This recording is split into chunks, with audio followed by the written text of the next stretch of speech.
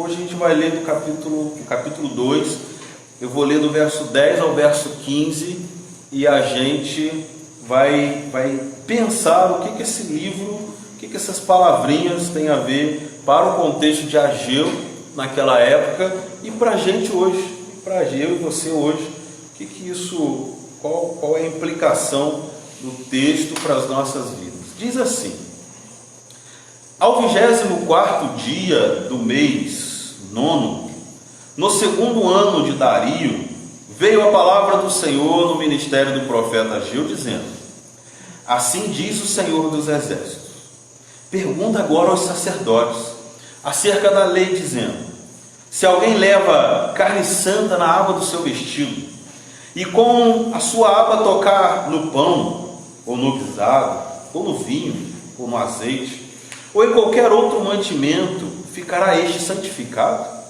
E os sacerdotes respondendo diziam: não. E disse Ageu: se alguém tinha tornado impuro pelo contato com o corpo morto, tocar em alguma destas coisas, ficará esse imundo? Os sacerdotes respondendo diziam: ficará imundo.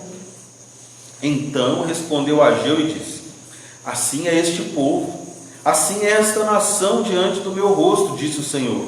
É assim, e assim é toda a obra das suas mãos, e tudo que ali oferecem, imundo é.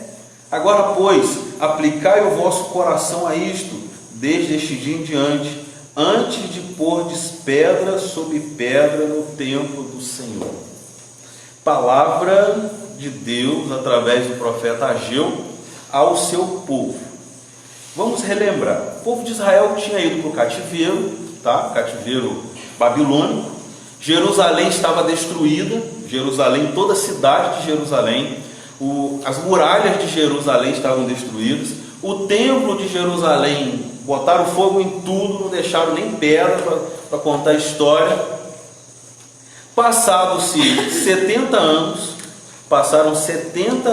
a gente já estudou os profetas, 2 profetas que viveram nesse tempo de 70 anos, mas passaram 70 anos e o povo de Israel começa voltando. O rei Dario dá cartas para Zorobabel voltar. Zorobabel foi o governador daquela época da tribo de Israel, e ele volta para reconstruir. Então Dario dá cartas, dá madeira, dá material, manda mão de obra, fala assim: vai e reconstrói aquele negócio todo lá, reconstrói tudo.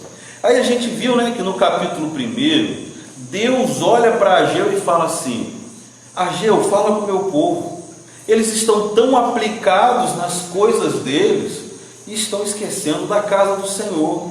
Eles estão tão aplicados em reconstruir as suas casas. Aí eu até disse, lá no verso 4, eles usam aquela expressão: as suas casas estucadas, que eram feitas de madeiras, é um tipo de casa feito com revestimento de madeira muito boa, e alguns historiadores acreditam que o povo de Israel pegou aquela madeira que era para reconstruir o templo e as muralhas e colocou para construir as suas casas, e Deus olha e fala assim: vocês precisam aplicar o coração de vocês naquilo que vocês acham que é certo para vocês, que são os caminhos do Senhor.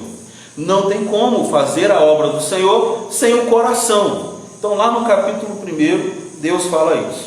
Depois Deus chama a atenção de novo. Passado alguns meses, passado 6 meses, vem a palavra de Deus depois e fala assim: olha só, o povo de Israel estava lá, construindo, e todas as vezes eles olhavam, para as construções, e eu até fiz alusão aqui na semana passada, que imagina, Barro Branco tudo destruído, a gente voltando para reconstruir e ficar assim: olha, Barro Branco era bonito, olha a escola era assim, era desse jeito, como é que está ficando, está faltando material, A gente ia ficar relembrando como que era no passado, saudade daquele tempo. Me recordo no dia que eu fui votar na última eleição, Colégio Barão de Macaúbas, me lembrava do tempo glorioso da escola, as paredes todas bonitinhas, tudo pintadinho, as janelas inteiras. Quando eu entro na escola, as madeiras agora toda com broca, as janelas quebradas, e tem alunos lá, as pessoas não conservaram como era bonita a escola, e a gente fica lembrando, né, como que era. O povo de Israel estava da mesma forma, construindo, mas o coração deles assim, esse negócio não vai ficar igual antes, esse negócio vai ficar feio, antes era tão bonito, né? Aí Deus olha e fala assim: esforcem-se, tenham ânimo para recomeçar, para reconstruir, trabalhem, eu estou com vocês. E aqui eu até afirmei semana passada que Deus fala assim: eu sou convosco, que Deus está dizendo assim: eu estou no meio de vocês, eu estou com vocês, eu estou no meio de vós, eu estou ao redor de vós. Se esforcem, porque nós juntos vamos construir. E Deus faz alusão àquela palavra: a glória da segunda casa será maior que a da primeira. Então a gente percebe que Deus está animando o povo a construir. Só que Deus agora, ele passado agora no 24º dia do mês nono, então a gente percebe que o capítulo 2 está lá no 21º do mês, estava lá 21 dias do primeiro mês do ano, e agora no 24º dia do nono mês, passaram 8, 9 meses. Deus olha agora para o povo e fala assim: Ageu, faz uma pergunta ao povo agora. Vai lá e pergunta aos sacerdotes o seguinte: se alguém leva a carne santa na aba do vestido, e essa aba tocar no pão, guisado, vinho, azeite ou qualquer outro mantimento, ficará este santificado? Qual era a pergunta? Os sacerdotes, eles tinham aqueles garfos de 2 pontas, era um garfo grandão, com 2 pontas na frente, só podia ser 2 pontas. A gente estuda lá em Samuel que os filhos de Samuel fizeram um garfo com 3 pontas para eles pegarem mais carne dentro da panela. Tamanha era o olho grande que eles tinham na época. Mas aqui então os sacerdotes tinham 2 pontas. Aí tinha um caldeirão grandão que se botava carne para cozinhar, e o sacerdote enfiava o garfo dentro daquela panela.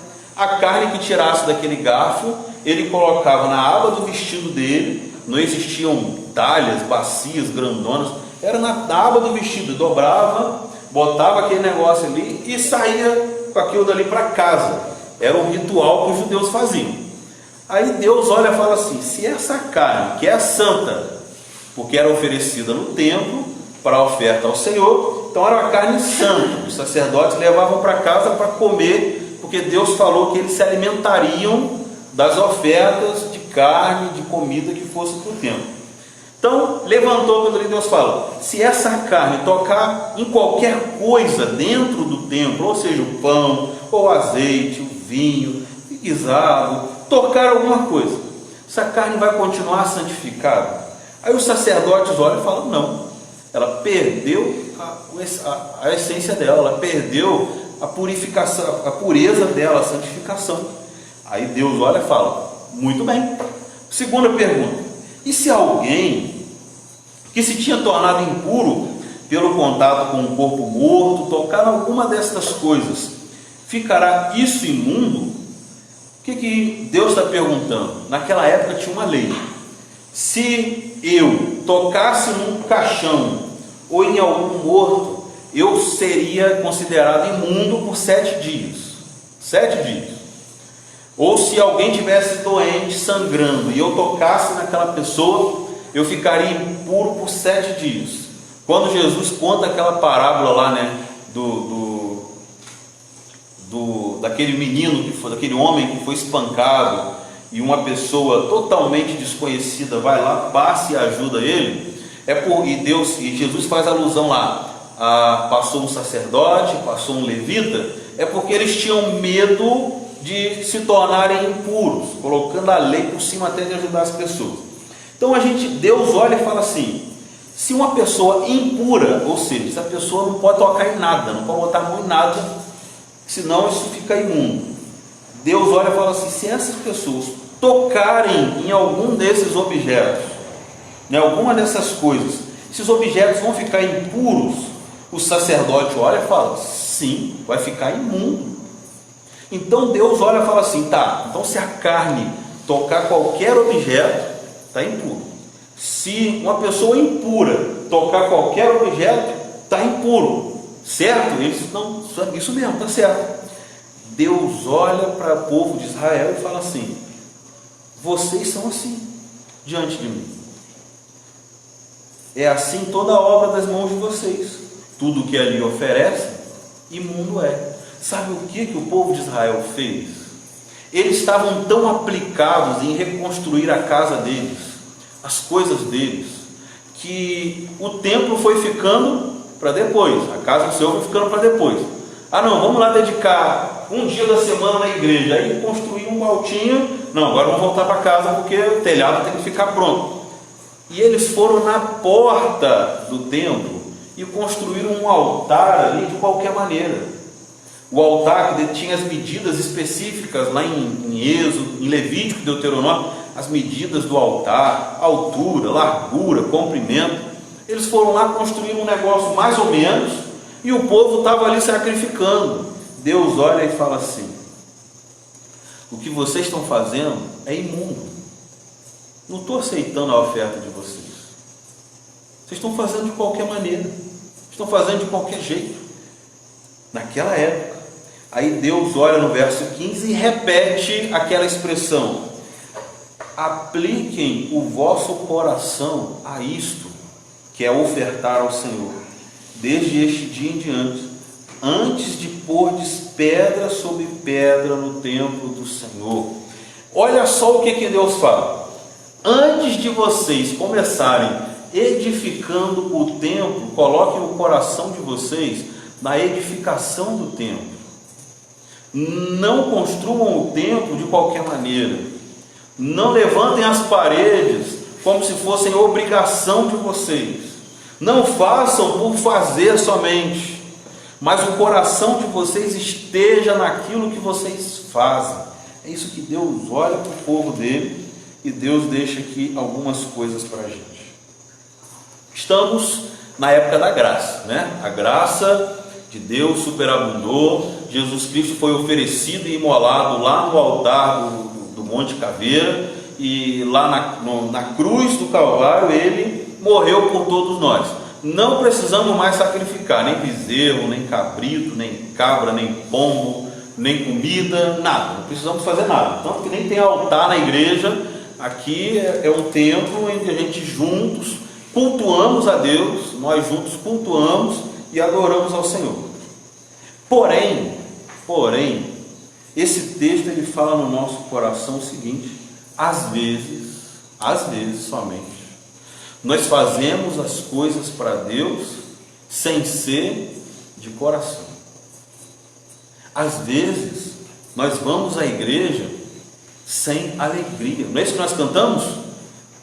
Tenho gozo e alegria celeste quando vou adorar ao Senhor. E quantas vezes não temos alegria nisso? Quantas pessoas entram culto e saem culto sem ter alegria para adorar ao Senhor? Essas pessoas estão prestando um culto, usando palavras de Ageu, impuro, um culto imundo, adorando a Deus de qualquer maneira, empurrando a adoração. Ah, não vou fazer porque é domingo e tenho que ir na igreja. Não vou na igreja esse dia porque todo mundo vai. Aí a gente acaba fazendo para Deus de qualquer maneira, e a gente olha para o povo de Israel e critica tanto Israel, e a gente faz a mesma coisa, e a gente faz de maneira às vezes tão relaxada quanto o povo de Israel. É a mesma coisa um professor ir para a sala de aula e não preparar a aula, aí chega lá, fica enrolando a aula toda, fica lá embromando, aí conta história, aí dá umas 3 atividades, depois senta para conversar com os alunos. Está fazendo de qualquer maneira, e às vezes nós estamos fazendo do mesmo jeito. Às vezes o povo de Deus está prestando um culto ao Senhor da mesma forma. A gente está vivendo um tempo em que as pessoas estão com medo dentro das suas casas, mas talvez isso serviu para o povo parar e reconhecer que falta faz está na casa de Deus, de coração aberto, está na casa de Deus com alegria, está na casa de Deus vibrando, porque está lá adorando ao Senhor, está lá cantando para o Senhor. Não é fazer igual o salmista, né? Alegrei-me quando me disseram, vamos à casa do Senhor. Sabe aquela alegria? Não, está chegando a hora, ó, é 7h30 o culto, ó, 6 horas, vamos tomar banho, vamos jantar, vamos fazer aquela correria boa dentro de casa. Não, porque 7h30 eu tenho que estar lá, porque me dá alegria fazer esse negócio. Quantas pessoas estão tendo alegria por ficarem nas suas casas e não terem que ir às igrejas? Pastor, existe isso? Existe, porque tem muita gente aproveitando. Sabe por quê? Se fizesse tanta falta o culto assim ao Senhor, as pessoas fariam o culto em casa, as pessoas dariam um jeito de ouvir o culto, ligariam um radinho, e eu me lembro me lembro não, né? A gente ouve as pessoas contando que no passado tinha só os radinhos, né? A pilha, e quando queria assim, ouvir uma pregação, ouvir uma mensagem, ligava no rádio e ficava lá sintonizando aquele negócio, porque aquilo era importante. A gente percebe que hoje nós temos tanto acesso e poucas pessoas colocam o coração no altar do Senhor. Poucas pessoas se dedicam à obra do Senhor. Poucas pessoas falam assim, não, o culto é domingo de 7h30 às 9h. Eu vou separar o domingo de 7h30 às 9h e vou me dedicar louvando ao Senhor. E nem digo, não, a igreja de Barro Branco, talvez a transmissão fique ruim, mas liga lá numa igreja que você gosta e vai ouvir a mensagem, vai cantar junto com os irmãos lá, vai orar junto com os irmãos. Isso fortalece o nosso coração. Mas a gente às vezes está igual aquele povo de Israel. Deus está olhando para o povo dele hoje e está dizendo assim, vocês estão fazendo a mesma coisa. O culto de vocês está impuro, o culto de vocês não está passando do teto. E não estou dizendo cantar bonito, não estou dizendo tocar bonito, não estou dizendo que o culto tem que ter música, tem que ter muitas coisas. A gente vai em culto fora hoje, né? A gente até estranha, os irmãos talvez não, mas eu saio daqui quando eu vou em alguns lugares e apaga as luzes da igreja e liga aqueles refletores lá para frente e fumaça, tem barulheiro, que a fumaça do negócio dá uma falta de ar na gente terrível, e música em cima de música, uma qualidade musical de invejar a gente. Irmãos, eu toco violão aqui na igreja, quando eu saio eu não toco não, eu passo vergonha, o povo toca violão demais, e a gente percebe assim, que qualidade, mas às vezes não está passando do teto, porque Deus não vê como o homem vê, Deus olha do coração. Isso que Deus disse para Samuel quando ele foi lá ungir Davi como rei de Israel. Deus não olha para a qualidade daquilo que estamos prestando, ele vê o coração primeiro. E o povo de Israel estava lá, em meio a construções e fazendo um culto de qualquer maneira, fazendo um culto empurrado com a barriga. Não, vou fazer porque eu tenho que fazer. A gente não está acostumado e parece, alguns usam a retórica assim, não, isso vai chamar mais gente para adorar o Senhor, isso vai agradar um público, isso vai diferenciar. Mas a gente fica olhando, até quando vamos agradar pessoas e não vamos colocar o nosso coração em agradar ao Senhor? Essa é a pergunta. É isso que Deus olha. Deus está olhando para o povo dele e falando assim, vocês estão fazendo por fazer, porque não está me agradando.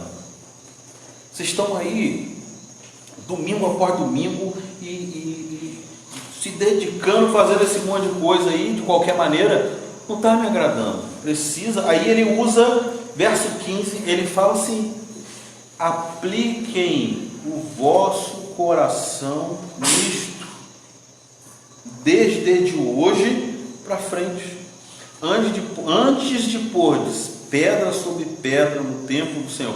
Ele está dizendo assim, antes de você fazer alguma coisa para Deus, ponha o seu coração naquilo que você vai fazer. Isso que ele está dizendo. Eu vou lecionar uma classe, põe o coração para lecionar uma classe. Eu vou ficar brincando com as crianças na grama enquanto está tendo culto. ponha o seu coração no brincar com as crianças enquanto está tendo culto. Ah, eu vou aprender a ajudar o pastor lá mexendo no data show da igreja. Ponha o seu coração naquilo que você está fazendo antes de fazer, porque sem o nosso coração naquilo que a gente faz com má vontade, ou faz por fazer. A gente acaba agradando a gente mesmo, agradando as pessoas. Aí a gente percebe um grande número de ativismo dentro das nossas igrejas, pessoas que fazem, e as pessoas estão movimentando, está aquela programação de segunda a domingo, e a igreja não para, a igreja roda, e tem gente que está todo dia na igreja, todo dia, mas o coração não está lá. Aí Deus fala assim: não, tem que ser o contrário. Não que você esteja lá e depois seu coração vai se acostumar com aquilo. Tem que ser o contrário. O seu coração tem que estar lá. Antes de você colocar pedra sobre pedra, antes de você fazer a obra, o seu coração tem que estar na obra. Assim acontece no nosso meio secular. Nós vamos arrumar um trabalho e muitas das vezes procuramos um trabalho que paga mais. É assim que a juventude, desde a minha adolescência, o que eu vou fazer que vai me dar um bom salário? Aí a gente se frustra. Conheço muitos jovens que começaram uma faculdade, pararam, foram para outra, e daqui a pouco começa a outra e pula para outra, porque nunca se encontra, porque está olhando para o dinheiro e não olhando para aquilo que gosta de fazer, não olhando para o seu próprio coração. Nós precisamos fazer aquilo que gostamos. Por isso que Deus olha e fala assim: não, se for para me cultuar de qualquer maneira, não cultue. É basicamente isso que Deus está dizendo. Eu tive um pastor que ele falava: se for para fazer as coisas para Deus de qualquer maneira, fica em casa, não vem para a igreja. Porque às vezes em casa a gente está melhor, porque na igreja a gente precisa aplicar o nosso coração. Tudo de melhor é dar ao Senhor. E o tudo de melhor que vamos dar ao Senhor não significa dar tudo que temos. Não significa dar coisas grandiosas. É dar o nosso coração de verdade. Jesus lá perto do templo, olhando aquele monte de gente chegando com ofertas, e chegavam pessoas, a gente tem até desenhos animados que mostram isso, pessoas com sacos de moeda. Imagina, chegar alguém aqui na igreja, chega alguém em carrão, aí entra, senta no banco, na hora do momento ofertório preenche um cheque, aquele valor altíssimo. Já aconteceu isso em São Fidélis, tá? E a gente precisando pagar a conta e a pessoa depositar um cheque absurdo de tesoureiro olhar e ter que ligar para a pessoa e falar: é isso mesmo? Mas já aconteceu isso. Aí chega, deposita ali. Aí recebemos também uma pessoa, talvez está passando dificuldade, aí só pode pegar R$1 e botar num gasofilaço. Isso aconteceu lá na Bíblia. Lá Jesus olhando aquilo, Jesus olha para os discípulos e fala assim: quem deu a maior oferta? Eles falaram: lógico, quem tinha mais dinheiro, né?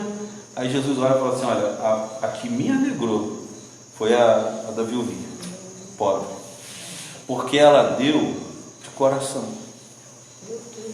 Ela deu o que tinha do coração. Não foi o que estava sobrando, não foi aquilo que estava que não estava fazendo falta, foi o que estava fazendo falta para ela.